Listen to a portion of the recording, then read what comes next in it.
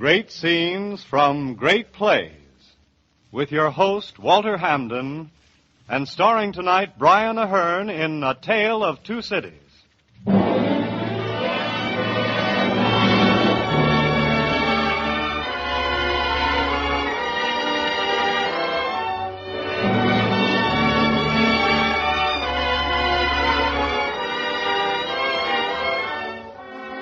Each week at this same hour, the Episcopal families of your own community and the Episcopal Actors Guild invite you to share the dramatic inspiration of great scenes from great plays as transcribed by famous artists of stage, screen, and radio. And now, here is your host, the distinguished actor-manager, Mr. Walter Hamden.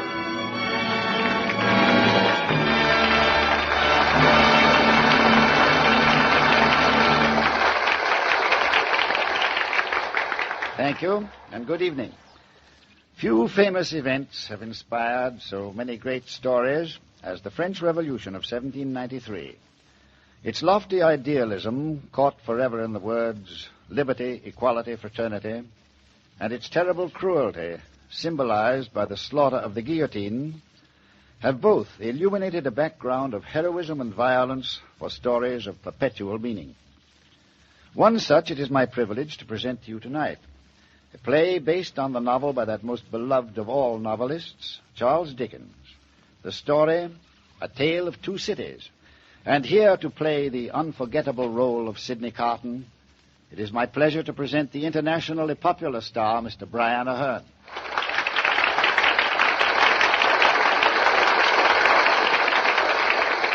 Thank you, Walter, and I am happy to take part in your presentation of A Tale of Two Cities. For it is a story of great strength and great emotional appeal. Yes, Brian, and we are looking forward to your portrayal of the immortal Sidney Carton. So let us raise the curtain now on A Tale of Two Cities.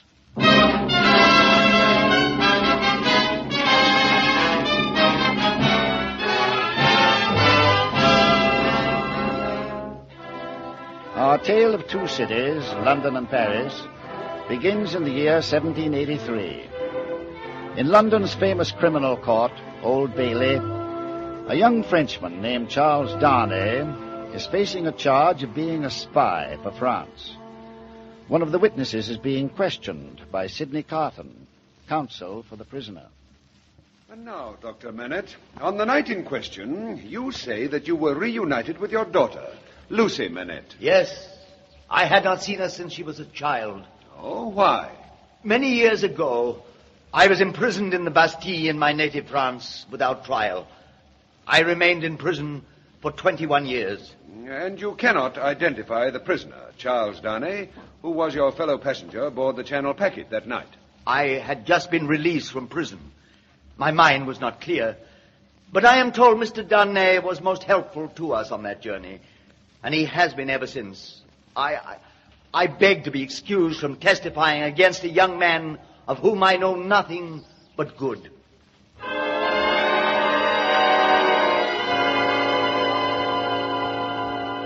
tell us, Miss Manette, isn't it true that Mr. Darnay told you he was traveling on business of a delicate nature? Yes, he was using an assumed name. But I have the highest faith in Mr. Darnay.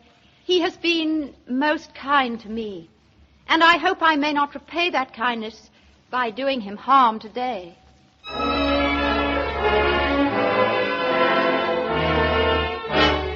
Mr. Barsett, you maintain that for 5 years you have observed the prisoner, Charles Darnay, making secret journeys between London and Paris. Yes, and holding mysterious meetings with French conspirators, giving them lists of British military interests. Mr. Barsett, look me squarely in the eye, please. Yes, sir. You have testified that on a certain night 5 years ago, you saw the prisoner, Charles Darnay, secretly exchanging papers with an unidentified man. Now, it has been established that the night in question was a dark, rainy night, and that the man you say was the prisoner was wearing a hat pulled down over his face and a heavy coat. Yes. And yet you're sure that the man you saw was the prisoner? Yes, sir. Did you ever see anybody who resembled the prisoner? Oh, no, not enough so I could have made a mistake. Look at the prisoner, please. Now, I am removing my lawyer's wig. Look at me.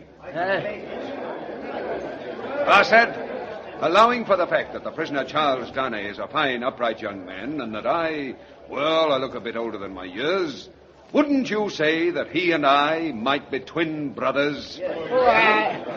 Bassett, are you still so sure of your identification?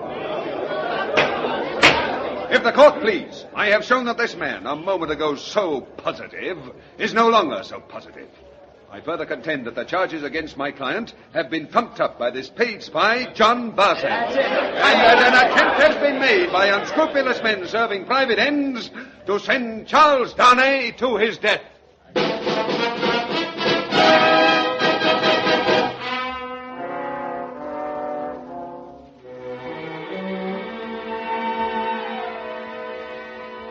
Mr. Carton? Ah, Mr. Darnay. You've left our little celebration to celebrate by yourself. Oh, forgive me, Mr. Darnay. But my tastes run to solitary celebration. At least let me interrupt to express my gratitude for your obtaining my acquittal today. Oh, it was an amusing courtroom trick. Still, it saved my life. Mr. Carton, I feel I owe it to you to tell you what I could not say in court. The truth about my business in France. You owe me nothing, Mr. Darnay. Let me judge that. You see, I come of an extremely wealthy and powerful family of France. A family of nobles. There's no crime in nobility, or the lack of it. As my family has wielded its wealth and power, there is a crime. That's why I have renounced my name, my title. The business which took me to France so often was the sale of my portion of the family estates and the settlement of its debts. What is your real name, Darnay? My uncle and present head of the family is the Marquis de Saint-Evremont. You? A Saint-Evremont? My uncle considers me a traitor. That's why he used that paid spy, Barsad, to trump up those charges against me. The name of Saint-Evremont is hated by every man, woman, and child of French blood. Does Dr. Manette know this? And Lucy? I intend to tell them. I see. Will you join me in a drink? No, thank you. Mind if I do? Not at all. It's the weakling's way out of a life of loneliness. But you have no reason to be lonely. I admire you. So does Dr. Manette. And Lucy has a high regard for you. Regard for me? Love for you. Love? She loves you. And still, knowing that and loving her myself... You love her? Still, I saved your life. What a fool I am. And yet I don't mind your knowing it. I've told you part in hate, part in liking, and all in bitterness. Well, perhaps now you can think better of me than I think of myself. You've given me courage, Mr. Carton, to tell Dr. Manette everything I've told you, and to ask for Lucy's hand in marriage. You've made me a very happy man. Now, that was hardly my intention. Now, I suppose you go back to your celebration and leave me to mine.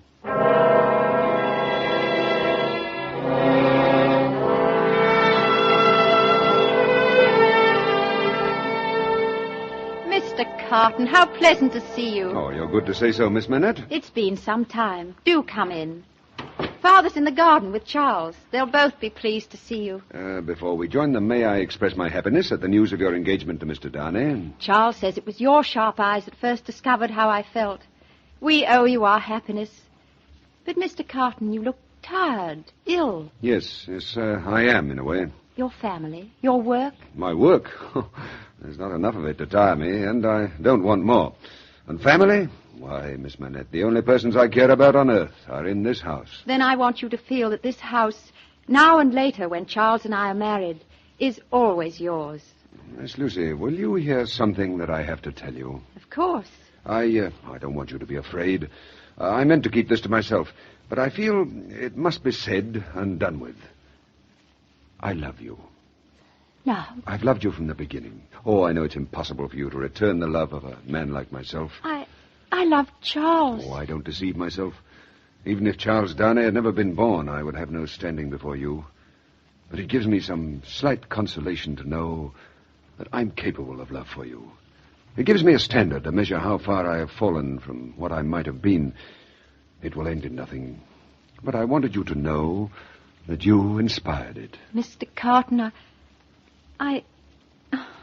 Oh, there's nothing I can say. I know. But there is one thing more I must say. One thing that may, heaven knows how, give my life a meaning in the end. Miss Lucy, for you, and for anyone dear to you, I would do anything. In the happiness that lies ahead for you and Charles Darnay, forget all else I've said, but remember this one thing, that there is a man in the world who would give his life, for what little it's worth, to keep a life you love beside you.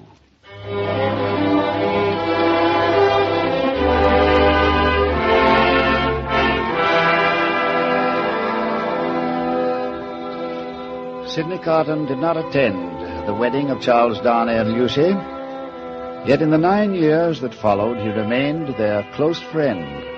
They were 9 empty years for Carton, and 9 full, happy ones for Lucy and Darnay. But meanwhile, in France, the suffering among the people had boiled over into bloodshed and revolution. The heads of royalty and aristocrats dropped like rotten apples from the grisly tree of the guillotine, the great knife. The prisons were crammed, not only with the guilty, but with the helpless victims of circumstance as well. In one dank prison cell, an old man is writing a letter. Monsieur Charles Darnay, to you out of the past, out of a cell in the prison of La Force in Paris, comes a cry for help. You will remember me, Henri Gabelle, your old friend and business agent in the transactions which sold your estates of the family of Saint-Evremont. Now the Republic, for my innocent part in that affair, has imprisoned me. I will die by the guillotine unless you can find some way to help me. I know it is much to ask, but a desperate, helpless old man sends forth this cry for help.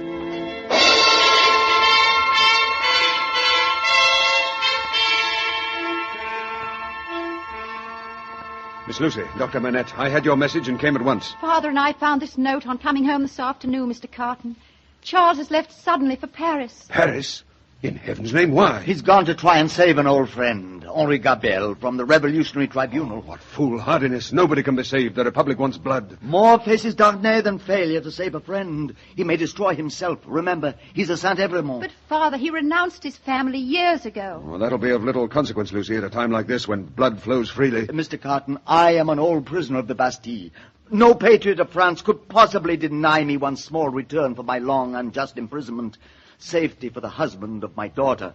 Lucy and I are going to France at once. But that's foolhardy madness, too. The screaming rebels won't hear your plea. Oh, there must be another way. You must stay here. No, we're determined to go. Then you give me no choice. I'll go with you.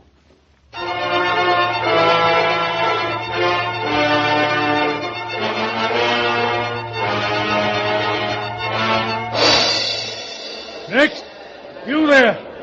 You were the citizen called Charles Darnay? Yes. Why have I been arrested? Your name is Saint-Evremont. You're an aristocrat. And they must be executed if they return to France. But I am not an emigre, a fugitive. I left France 10 years ago, gave up my family name and my estates. I've returned only to help an innocent old man. See this letter from Henri Gabelle. And I'm married to the daughter of a Bastille prisoner for over 20 years, Dr. Manette. Dr. Manette? Was he once a doctor of Paris? Yes, you know him. My name is Ernest Defarge. I was once his servant. When he was released, he was placed in my charge till his daughter came to take him to England. Then you know I could never have married his daughter if I were one of your hated enemies, and his. The Tribunal of the Republic will decide your fate, citizen. You will remain in prison until summoned. Next.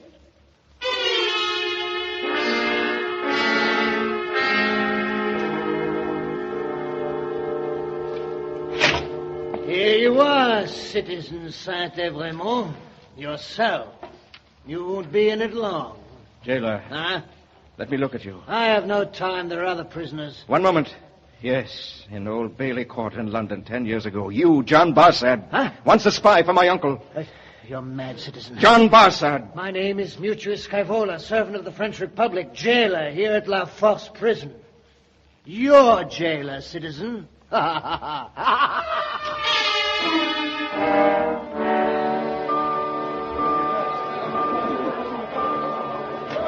Oh, come in, Miss Lucy, Dr. Manette. These rooms belong to the Paris branch of my firm. We may use them as long as we're in Paris. Pray heaven it won't be long. What's that? Why are the people shouting? Oh, a moment, Miss Lucy. Let me close the shutters. Unhappily, these windows overlook the Republic's place of execution. The guillotine. Oh, Lucy, put it out of your mind. We have so little time. First, we must find Darnay. Now then, Doctor. This man Defarge. Yes, my old servant. He will know. He and his wife have a wine shop in Saint-Antoine. Surely they can find out for us where Charles is if he's in danger. Dr. Manette, write Defarge a letter for me. I'll go there at once.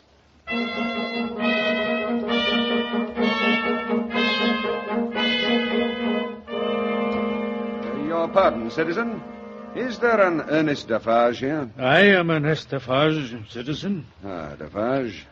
My name is Sidney Carton. It's you I've come to see. Can we talk? At this table. What is it? I brought you this note from Dr. Manette. He's here? In Paris? Yes. Oh.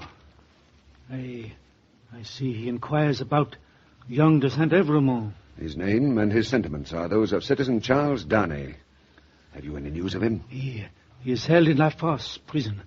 He is to be tried today as a hated aristocrat. Ah, that's bad news.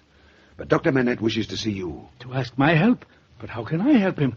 It is my wife above all orders who hopes to destroy Darnay and all aristocrats. Defarge, Dr. Manette may be able to touch your wife's heart. Take her with you to see him. It will do no good, Monsieur Carton, but I will try. Do you come with us? No. Here in your wine shop, I see an old friend. You go ahead with Madame Defarge. I'll follow shortly. As you say, citizen. Therese, a word with you. You there? Aye, citizen. Yes, you, John Barsad. My name is Skyvola. I'm a jailer at La Fosse prison. You mistake me, sir. Not that face, and never that hangdog manner, Barsad. Quiet, citizen. Ah, that's better. I'm sure you remember me. Take care, Citizen Carton. I know you, but the game is not equal between us. True indeed. The game is in my hand. You'll need good cards for that. Cognac, citizen? Now, let me look over my hand, Citizen Barsad, servant of the Republic, also formerly a spy in the pay of the Marquis de Saint-Evremont and the British government. Have you followed my hand? But not to understand your play. You may, when I play my ace. Denunciation of Citizen Barsad to the nearest section committee. And then what? The guillotine you wish on others for yourself. What? Now look over your hand. What do you want of me? You're a jailer at La Fosse prison. You will procure me access to the prisoner Darnay when I demand it. Take you to him? It would be my head. You forget, Barsad. It's your head already.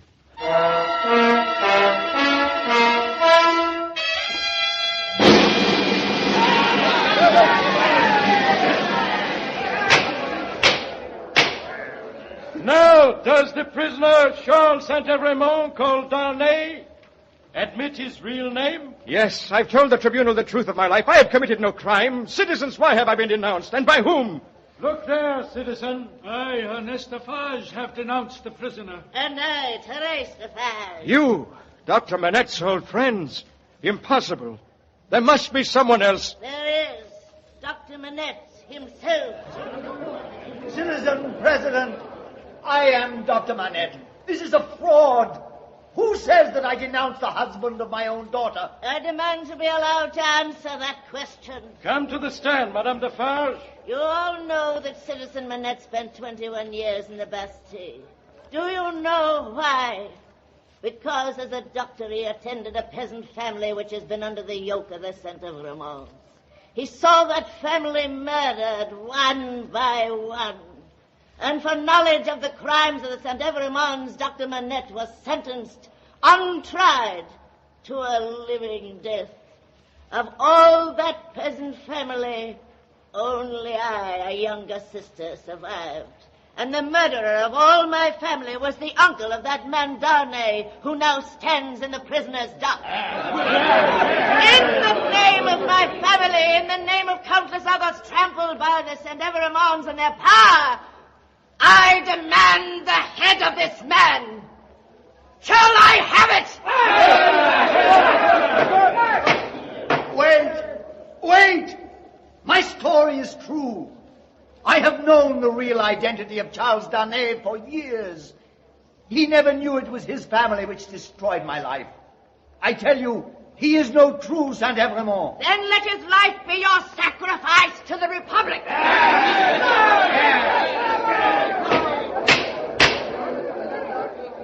Charles Saint-Evremont, called Darnay, you will be taken back to La Force prison, and thence within 3 hours to the guillotine.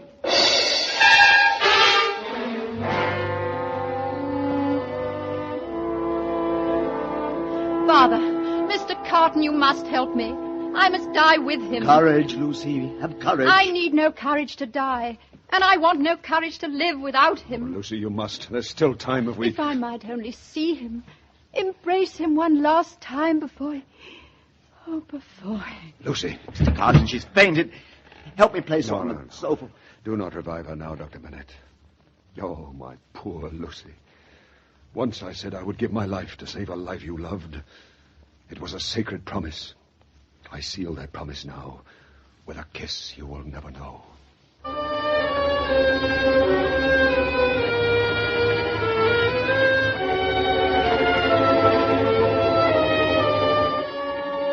Quickly, Bassett. There he is, Citizen Carton. But be quick. I shall, Bassett. Stay where you are. Darnay. Carton, you in Paris? And a prisoner, too? No. I bring you a request from Lucy, that you ask no questions and do exactly as I tell you. First, change that coat of yours for mine. Come on, quickly. There's no escaping from this place, Carton. What is that strange odor? Odor? I smell nothing. Now, your waistcoat. Your cravat. You will only die with me. Hurry, man. What odor is that? What is that cloth in your hand? It's nothing. No. Just something to put you to sleep for a short time. Bassett, he's ready. Take him away. This is devil's work, substituting yourself for a condemned man. It'll cost me my head if it's discovered. Discovered? That trick will not be discovered, Bassett. Why, even at this moment, even you cannot be sure which of us, myself or him, is the man who's going to the guillotine.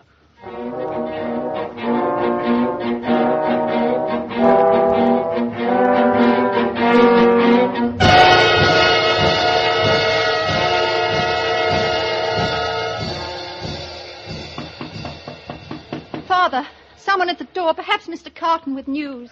Come in. Your help, if you will. Bassett. And Charles, here, rest him in this chair. He'll recover shortly. Bassett, how do you come to be here with Charles Darnay? There's no time now for questions or answers. You'd best get yourselves and him out of Paris at once. And let me get away from here before I join his friend under the guillotine. Wait, Bassett. Father, here in Charles's coat, a letter.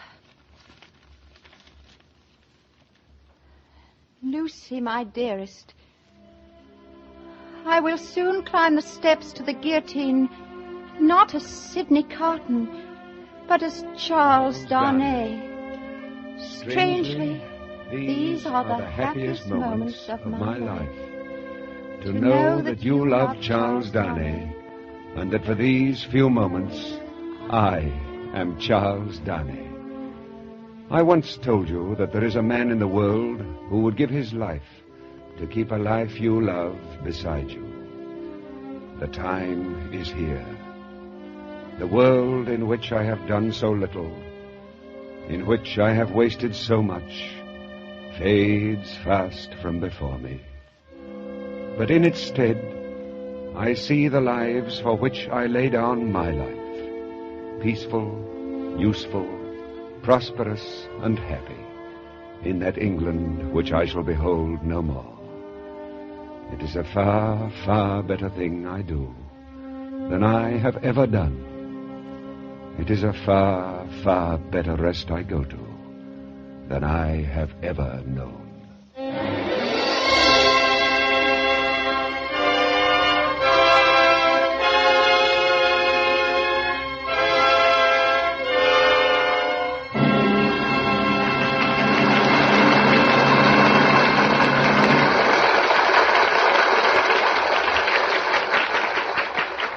Walter Hamden, ladies and gentlemen.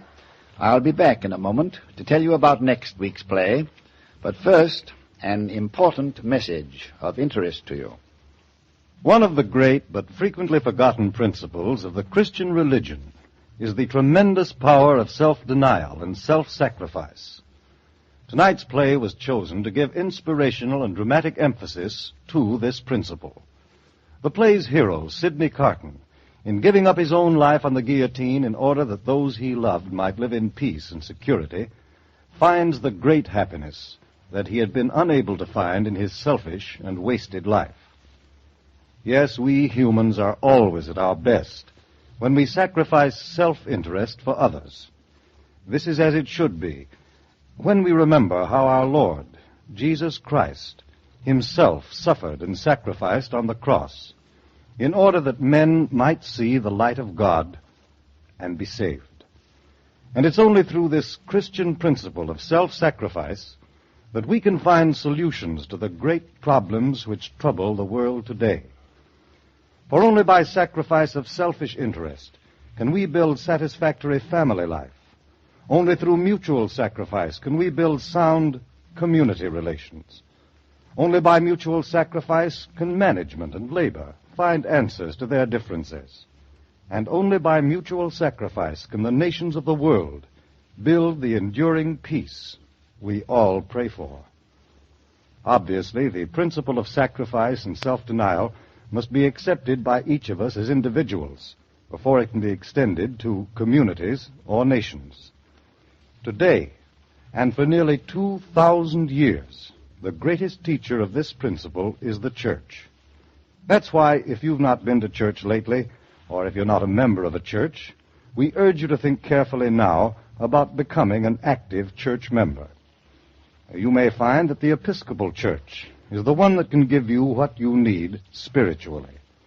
To assist you to know something about the Episcopal Church, what it is, what it stands for, and how it offers you a faith that can bring security and happiness in these difficult times, we have prepared an informative booklet called Finding Your Way.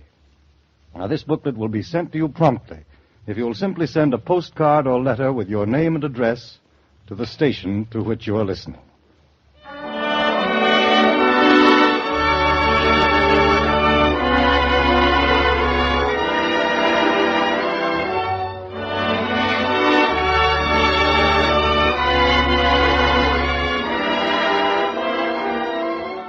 I want to thank our cast, and of course you especially, Brian Ahern, for a thrilling performance.